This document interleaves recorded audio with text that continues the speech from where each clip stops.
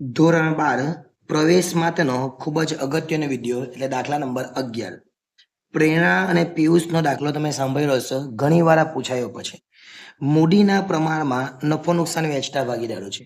મૂડી કેટલી છે? 50,000. એટલે પહેલા તો આપણે 50,000 મૂડીનું પ્રમાણ શોધી કાઢીએ. મૂડી છે 50,000 અને બીજી છે 1,50,000. પ્રમાણ કેવી રીતના શોધવાના? તો આ 4 0 કાઢી નાખવાના, આ 4 0 કાઢી નાખવાના, એટલે પ્રમાણ આવે 5:15. પરંતુ આ 15 ને 5 વડે ભાગી શકાય, એટલે સમજો કે 5 ને લખવાનું 5 એકુ 5 અને 15 ને લખવાનું 5 તાળી 15. તો બંને બાજુથી 5 5 નીકળી જાય તો પ્રમાણ કેટલું આવે? 1:3. આ 1:3 એ કયું પ્રમાણ કહેવાય? આ 1:3 એ જૂનું પ્રમાણ કહેવાય. એટલે જૂનું પ્રમાણ આપણને મળી ગયું. ચલો આગળ ચાલીએ. હવે આપણે પહેલા હવાલા જોવાના. પોઈની મૂડી પેટે 62,500 અને તેના ભાગની પાઘડી પેટે 24,000 લાવ્યા. પાઘડીની રકમમાંથી 60% રકમ જૂના ભાગીદારો તરત જ ઉપાડી જશે. પહેલા તો જે 62,500 લાવેલી એ આપણે મૂડી ખાતાની જમા બાજુ પર લખવું પડે, એ આપણને ખબર. તો મૂડી ખાતાની જમા બાજુ પહેલા લખવાનું બાકી આગળ લાવ્યા મૂડી. બાકી આગળ લાવ્યા. ચલો મૂડી આપણને કેટલી આપેલી છે? 50,000 ને 1,50,000. એટલે પહેલા એ લખી દેવાની, 50,000 લખવાની અને 1,50,000 લખવાની. ઓકે. અને પછી પેલો હવાલો જોવાનો. પોયરી કેટલા લાવેલી છે? 62,500. તો અહીં લખવાનું રોકડ ખાતે. શું લખવાનું? રોકડ ખાતે. અને છેલ્લું જે ખાનું છે એમાં લખી દેવાના કેટલા? 62,500. કેમ કે 62,500 લાવેલી છે. આ જ વસ્તુ રોકડ ખાતામાં બતાવવી પડે, એટલે રોકડ ખાતાની ઉધાર બાજુ લખવાનું બાકી આગળ લાવ્યા. રોકડ અથવા બેંક એને આપણે બંને લખવાનું.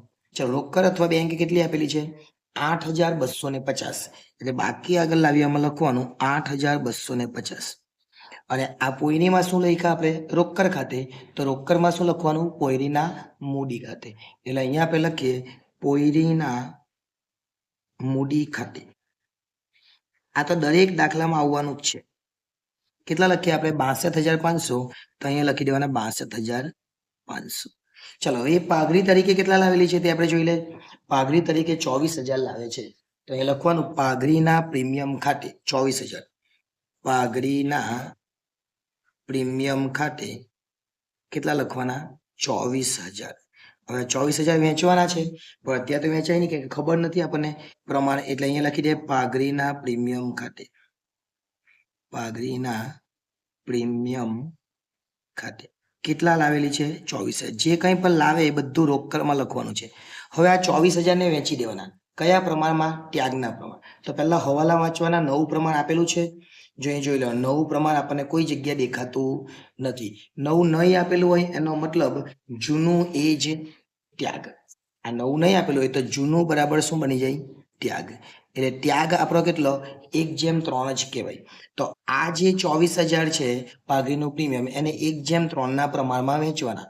એટલે 24,000 1:3 ના પ્રમાણમાં વેચવું હોય તો 24,000 ભાગ્યા કેટલા કરવાના? 3 ને 1 4, એટલે ભાગ્યા 4 કરવાના. એટલે 24 ભાગ્યા 4 એટલે 6,000 આવે. હવે 6,000 ગુણ્યા 1 એ પહેલામાં 6,000. 6,000 ગુણ્યા 3 એટલે બીજામાં 18,000. બસ આ રીતે વેચી દેવાનું. બહુ ઇઝી છે, એકદમ જ સરળ છે અને એકદમ શાંતિથી તમને આવડી જાય એવું છે. મસ્ત દાખલો છે, જોઈએ આપણે. એટલે આ તો વેચાઈ ગયું. હવે ખરેખર આગળનો પોઈન્ટ વાંચીએ. એવું કીધેલું છે પાઘડીની રકમમાંથી 60% રકમ જૂના ભાગીદારો તરત ઉપાડી જશે. પાઘડીની રકમ કેટલી? 6 ને 18. એમાંથી 60% ઉપાડી જાય એટલે ઉધાર બાજુ લખવાનું રોકડ ખાતે. રોકડ ખાતે. આ 6,000 ના 60% કરવાના. 6,000 ગુણ્યા 60% એટલે 3600 થાય. 6 × 36. અને 18,000 ના 60% કરવાના. 18,000 ગુણ્યા 60% કરીએ તો 10,800 આવે. અને આ પોઈરીમાં ડેશ. આ રોકડ ખાતે લખ્યું. શું લખ્યું? રોકડ ખાતે લખ્યું, પણ ઉધાર લખ્યું. એટલે રોકડ ખાતાની જમા બાજુ પર લખવાનું પ્રેરણાના મૂડી ખાતે. પ્રેરણાના મૂડી ખાતે કેટલા લખેલા છે આપણે? 3600 લખી દેવાના. ત્યાર પછી શું છે? ત્યાર પછી છે પિયુષ. તો લખવાનું પિયુષના મૂડી ખાતે. પિયુષના મૂડી ખાતે કેટલા લખીશું? તો પિયુષના મૂડી ખાતે લખીશું 10,800. એટલે આ એન્ટ્રી પણ અહીંયા પૂરી થઈ જાય. એ હવાલો પૂરો થઈ ગયો. આગળ સ્ટોક અને યંત્રોની બજાર કિંમત અનુક્રમે 20,000 ને 21. સ્ટોક પહેલા જોઈ લે. ચલો, સ્ટોકની કેટલી છે? 20,000. સ્ટોક આપેલો કેટલો છે? 17,500. એનો મતલબ વધારો કહેવાય. તો મિલકત લેણા બાજુ પર લખવાનું પહેલા સ્ટોક. ચલો અહીંયા જ લખી દે. સ્ટોક આપેલો કેટલો છે? તો સ્ટોક આપણને આપેલો છે 17,500. પરંતુ હવાલામાં શું કીધું છે? 20,000. એટલે લખવાનું વધારો અને 20,012. હવે કેટલો વધારો કરે તો 20,000 થાય? તો 2,500 રૂપિયાનો વધારો કરે તો 20,000 થાય. અને આ મેં તમને આગળ પણ શીખવેલું છે. જો પ્લસ આવે તો સીધું અને માઇનસ આવે તો ક્રોસ. સીધું એટલે ક્યાં? પુનઃ મૂલ્યાંકનમાં જમા બાજુ પર. અને ક્રોસ એટલે ક્યાં? પુનઃ મૂલ્યાંકનમાં ઉધાર બાજુ પર. નહીં સમજ પડે તો પ્લસ આવે એટલે ઉધાર કહેવાય, તો બીજી અસર જમા. માઇનસ આવે તો જમા કહેવાય, એટલે બીજી અસર ઉધાર. અહીં સીધું ઉપર ચડાવી દેવાનું. ઉપર ચડાવી દેવાનું એટલે ક્યાં? પુનઃ મૂલ્યાંકનની જમા બાજુ પર. અહીંયા લખવાનું સ્ટોક ખાતે. સ્ટોક ખાતે કેટલાનો વધારો થયેલો છે? તો સ્ટોક ખાતે 2,500 રૂપિયાનો વધારો થયેલો છે. આગળ વાંચીએ. યંત્રોની કિંમત 1,20,000 ગણવાની. યંત્રો આપેલા કેટલા છે? 1,07,500. એટલે એમાં પણ વધારો થયો કહેવાય. તો અહીંયા લખવાનું યંત્રો કેટલા લખવાના? 1,07,500. અને પ્લસ વધારો બહાર કેટલી કિંમત આપણને ગણવાની કીધી? 1,20,000. જો 1,20,000 ગણવાની કીધી હોય તો કેટલો વધારો કરવો પડે? 1,20,000માંથી 1,07,500 બાદ કરીએ એટલે 12,500 રૂપિયાનો વધારો કરવાનો કહેવાય. પ્લસ આવે એટલે સીધું ઉપર એવું કીધું. એટલે પુનઃ મૂલ્યાંકનની જમા બાજુ પર લખવાનું યંત્રો ખાતે કેટલા? તો 12,500. આગળ હવાલો વાંચીએ બીજો. દેવાદારો પર 10% ગાલખાદ અનામત અને 2% વતાવ અનામતની જોગવાઈ કરવાની. એટલે સીધું પહેલા દેવાદારો લખી દેવાના. અહીં લખીએ આપણે દેવાદારો. ચલો, દેવાદારો કેટલા આપેલા છે? તો દેવાદારો આપણને આપેલા છે 30,000. એટલે અહીંયા લખી દેવાના દેવાદારો 30,000. દેવાદાર પર કેટલી ગાલખાદ? તો 10% ગાલખાદ અનામત અને 2% વતાવ અનામત. એટલે માઇનસ ગાલખાદ અનામત 10%. 30,000 ના 10% કરે એટલે 3,000 થાય. એટલે અંદર લખી દેવાના 27,000. અને પછી આપણને કીધેલું છે 2% વટાવ અનામત. એટલે આપણે લખવાનું દેવાદાર પર વતાવ અનામત કેટલા ટકા? 2%.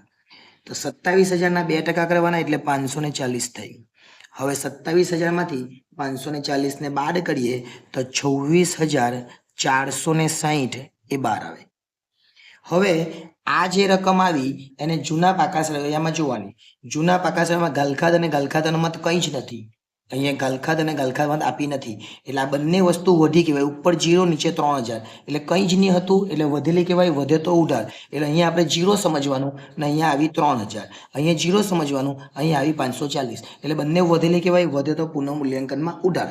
પુનઃ મૂલ્યાંકનની ઉધાર બાજુ ને ઘટે તો પુનઃ મૂલ્યાંકનમાં જમા બાજુ. આપણને ખબર છે.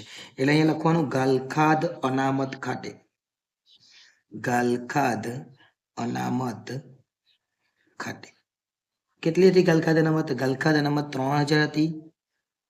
અને દેવાદાર પર વતાવ અનામત આપણે 2% ગણેલી. દેવાદાર પર વતાવ અનામત કેટલા ટકા ગણી?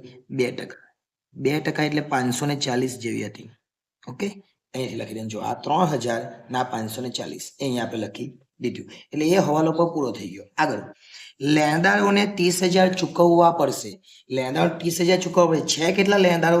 40,000. હવે 30 ચૂકવવાના, એનો મતલબ કે 10 ચૂકવવાના નથી. તો લખવાનું મૂડી દેવા બાજુ પર લેણદારો જૂની જે રકમ આપેલી છે એ 40,000 છે. અને એવું કીધું 30,000 ચૂકવવા પડશે. તો 30,000 આપણે ચૂકવવાના છે. એનો મતલબ કે 10,000 નથી ચૂકવવાના. તો માઇનસ ઘટાડો એટલે 10,000. 40માંથી 10 જાય તો 30. મેં કીધું પ્લસ આવે તો સીધું ઉપર, માઇનસ આવે તો ક્રોસ. ક્રોસ એટલે સીધું ક્યાં જાય? અહીંથી આ બાજુ જાય એટલે પુનઃ મૂલ્યાંકનમાં જમા બાજુ પર. પુનઃ મૂલ્યાંકન ખાતાની જમા બાજુ પર લખવાનું લેણદારો ખાતે કેટલા આવે? તો 10,000 આવે. આગળનો હવાલો જોઈએ. મકાનની કિંમતમાં 15% અને ફર્નિચરની કિંમતમાં 20% બંનેમાં વધારો કરવાનો છે. તો પહેલા મકાન લખવાનું અહીંયા. અહીંયા લખવાનું મકાન, જગ્યા ઓછી છે પણ આપણે લખી દઈએ મકાન. મકાન કેટલું છે? તો મકાન 90,000 છે, એમાં 15% વધારો એટલે એ લખવાના 90,000 વત્તા વધારો કેટલો લખવાનો? તો વધારો લખવાનો 15%. હવે 90,000 15% કરવાના. 90,000 વત્તા 15% એટલે 9 15 9 135 જેવા થાય એટલે 13,500. હવે આની અંદર 13,500 ઉમેરી દેવાના એટલે કેટલા થાય? 1,03,500. હવે આ 13,500 પ્લસ આવ્યા, પ્લસ એટલે સીધું ઉપર. સીધું ઉપર એટલે ક્યાં? પુનઃ મૂલ્યાંકનમાં જમા. અહીં લખવાનું મકાન ખાતે. કેટલાનો વધારો કર્યો આપણે? તો મકાનમાં આપણે વધારો કર્યો 13,500 નો. મકાન પછીનો હવાલો કયો હતો? તો ફર્નિચર. ફર્નિચરમાં 20% વધારો, ફર્નિચર 17,500 છે. તો ફર્નિચર લખવાનો અહીંયા, એ લખીએ આપણે ફર્નિચર. ફર્નિચરમાં લખવાના 17,500 પ્લસ વધારો. વધારો કેટલા ટકા કીધું છે આપણને? 20%. આ 17,500 20% આપણે કરવાના. 17,500 20% કરે એટલે 3,500 થાય. હવે 17,500 3500 આપણે ઉમેરી દેવાના. 17,500 3 ઉમેરે, 17 3 એટલે 20 ના 500 500 એટલે 21 એટલે 21,000 આવે. અને પ્લસ થાય તો સીધું ઉપર એટલે પુનઃ મૂલ્યાંકનમાં જમા બાજુ પર લખવાનું ફર્નિચર ખાતે. માઇનસ આવે તો ક્રોસ એટલે ઉધાર આવે. ચલો, કેટલો વધારો કર્યો? તો 3,500 રૂપિયાનો વધારો કર્યો એટલે પણ આવી ગયું. હવે આગળ 460 મજૂરીના ચૂકવવાના બાકી છે. ચૂકવવાના બાકી એટલે દેવું કહેવાય. એટલે મૂડી દેવા બાજુ પર લખવાનું ચૂકવવાની બાકી મજૂરી. એટલે લખવાનું ચૂકવવાની બાકી મજૂરી. ચૂકવવાની બાકી મજૂરી આપણે હવાલામાં જોયું 460. આ કઈ બાજુ પર છે? મૂડી દેવા એટલે જમા કહેવાય. જમા કહેવાય એટલે આપણે પુનઃ મૂલ્યાંકનમાં ઉધાર લખવું પડે. પુનઃ મૂલ્યાંકન ખાતાની ઉધાર બાજુ પર લખવાનું ચૂકવવાની બાકી મજૂરી. અને ચૂકવવાની બાકી મજૂરી 460 છે. અહીંયા તમે જોઈ શકો દરેક હવાલા પૂરા થઈ ગયા. બધા જ હવાલા પૂરા થઈ ગયા. હવે શું કરવાનું? જૂના પાકા સમયમાં જે કંઈ પણ વધ્યું એ બધું જોઈ લેવાનું. ચલો, મૂડી આવી ગઈ, આપણે લખી દીધી. અનામત ભંડોળ 30,000, તો એને પહેલા વેચી દેવાના. મૂડી ખાતામાં જમા બાજુ પર વેચવાનું અનામત ભંડોળ. એટલે અહીંયા આપણે લખવાનું અનામત ભંડોળ. કયા પ્રમાણમાં? તો જૂના પ્રમાણમાં. અને જૂનું પ્રમાણ આપણને શોધેલું છે 1:3. અનામત ભંડોળ કેટલી છે? 30,000. 30,000 ને 1:3 પ્રમાણમાં વેચવાના.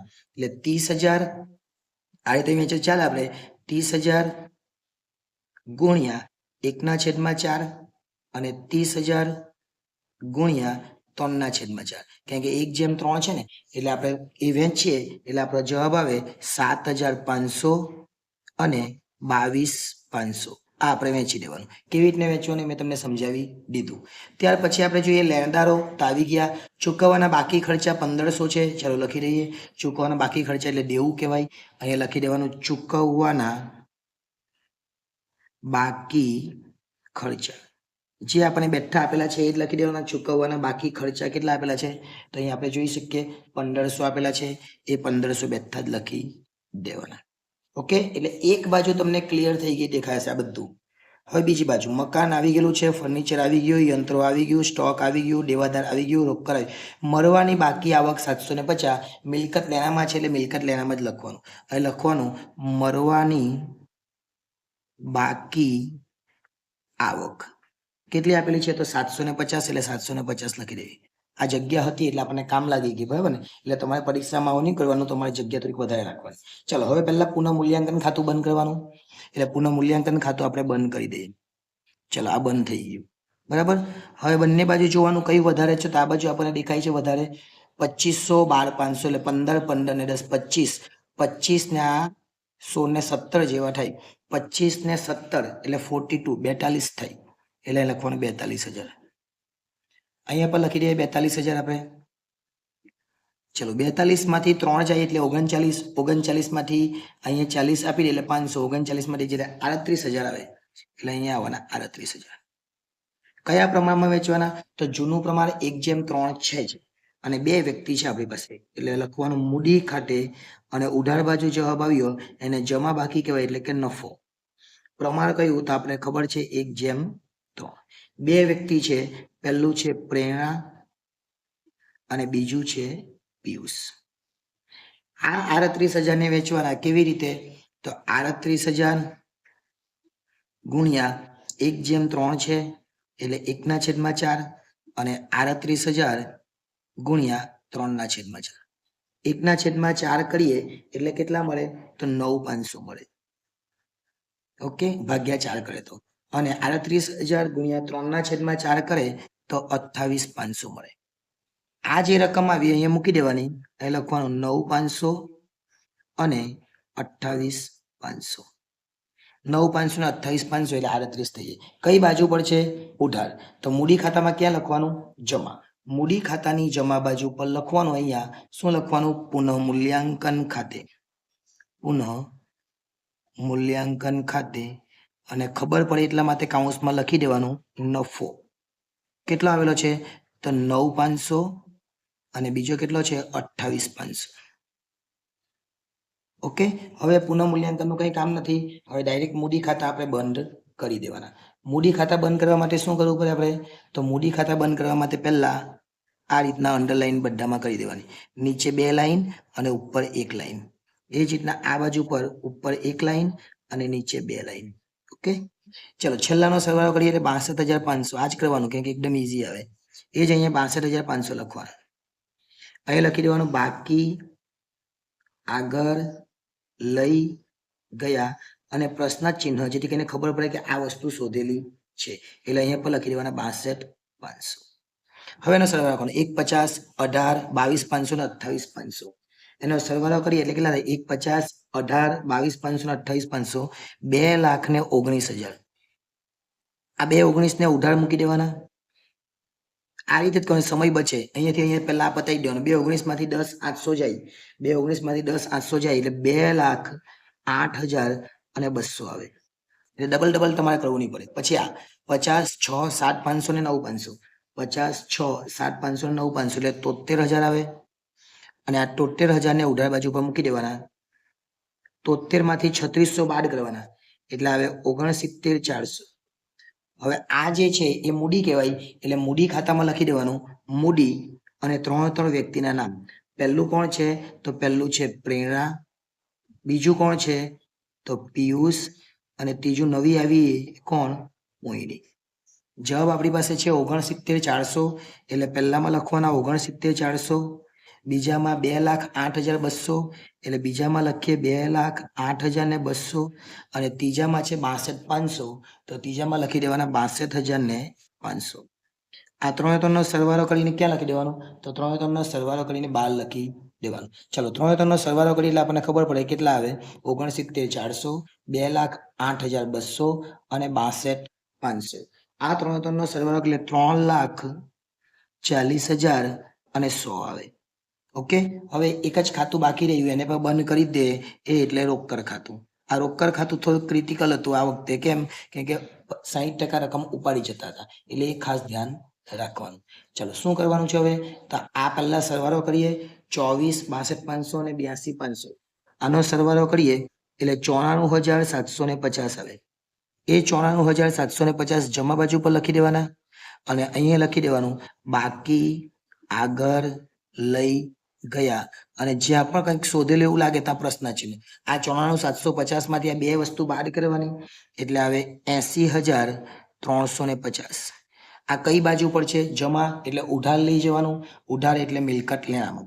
અહીં લખવાનું રોકડ શિલ્લક. ચલો રોકડ શિલ્લક કેટલી શોધી આપણે? તો 80,350. આ જે રોકડની બાકી આવી એ લાવવાની. હવે બંને બાજુનો સરવાળો કરવાનો એટલે ઉધાર બાજુનો સરવાળો કરી દેવાનો અને જમા બાજુનો. આ મિલકત લેના એ ઉધાર કહેવાય અને આ જમા કહેવાય. ચલો હવે આ 20,000, 21, ત્યાર પછી 26,460, 1,03,500, 21,750 અને 80,350. એટલે આવું કરતા આપણને જવાબ મળશે 3,72,060. એ જ રીતના ઉધાર બાજુ જોઈ લે 3,40,000 છે, ત્યાર પછી 30,000 છે, 460 છે અને 1500 છે. એટલે એવું કરતા ભાઈ આપણને ખબર પડી જાય અહીંયા 340 ને 370 થઈ ગયા, 70 ને આ 1500 અને 70 ને 1500 એટલે આ ઉમેરીએ આની અંદર એટલા કેટલા થઈ જાય આપણા? જો 340 100, અહીંયા 30,000, અહીંયા 1500 અને 460 એટલે 3,72,060 એ પણ થઈ જશે.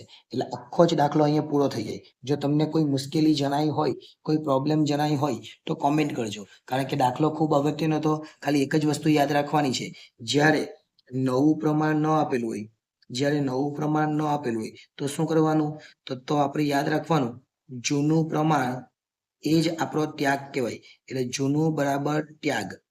ત્યાગ ક્યાંથી શોધવાનો? જૂનું એ જ ત્યાગ.